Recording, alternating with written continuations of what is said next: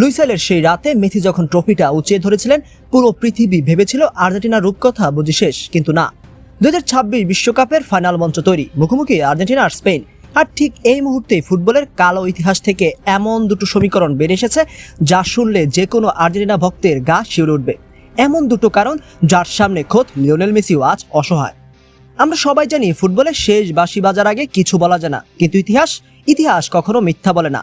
আর্জেন্টিনার দল এখন স্বপ্নের ফর্মে, কিন্তু ফাইনালে তাদের সামনে যে পাহাড় সম বাধা তা কাটানো কি সম্ভব? চলুন আজ আপনাদের এমন দুটি অকাট্য প্রমাণের কথা শোনায় যা ইঙ্গিত দিচ্ছে মেসি নয়, এবার চ্যাম্পিয়ন হবে স্পেন। আপনি যদি মনে করেন আর্জেন্টিনা জিতবে, তবে প্রথম কারণটি শোনার পর আপনার মত বদলে যেতে পারে। সেই রেফারি। বিশ্বকাপ ফাইনাল মানেই স্নায়ুর চাপ, আর সেই চাপের মুখে বাঁশি হাতে কে দাঁড়িয়ে আছেন জানেন?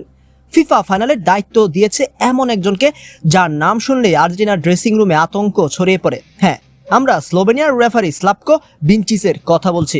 আপনাদের কি মনে আছে 2022 কাতার বিশ্বকাপের সেই প্রথম ম্যাচ, সৌদি আরবের কাছে আর্জেন্টিনার সেই অবিশ্বাস্য হার? সেই ম্যাচও বাঁশি হাতে ছিলেন এই বিঞ্চিচ।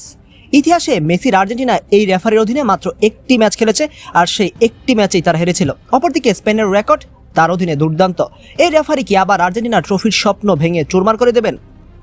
আপনি যদি ভাবেন রেফারির ভাগ্য বদলানো যায়, তবে শুনুন দ্বিতীয় কারণটি, যা গত 30 বছর ধরে ফুটবলের সবচেয়ে বড় রহস্য, ফিফা র্যাঙ্কিংয়ের অভিশাপ।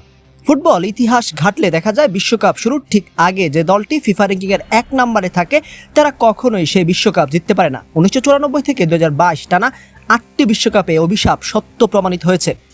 ব্রাজিল, ফ্রান্স, স্পেন, এমনকি খোদ আর্জেন্টিনা 1 নম্বর দল হিসেবে বিশ্বকাপে এসে খালি হাতে ফিরেছে। আর্জেন্টিনা গত 1 বছর ধরে র্যাঙ্কিংয়ের চূড়ায় বসে আছে। এই অভিশাপ কি মেসি ভাঙতে পারবেন, নাকি প্রকৃতির নিয়ম মেনে 1 নম্বর দল হিসেবে এবারও তারা রানার্স আপ হয়ে মাঠ ছাড়বে? ইতিহাস একদিকে আর মেসির জাদুকরী বাপা অন্যদিকে। ফুটবল রোমান্টিকরা চান মেসি এই সব অভিশাপ ভেঙে তার রাজত্ব ধরে রাখুক, আর স্পেনিশ তরুণ তুর্কিরা চায় ইতিহাস নতুন করে লিখতে। আপনার কি মনে হয় স্লাভকো বিঞ্চিচ কি স্পেনের জয়ের নায়ক হবেন, নাকি 1 নম্বর দলের অভিশাপ কাটবে লুইসেলের স্মৃতিতে? আপনার ভবিষ্যৎবাণী জানিয়ে দিন কমেন্ট বক্সে।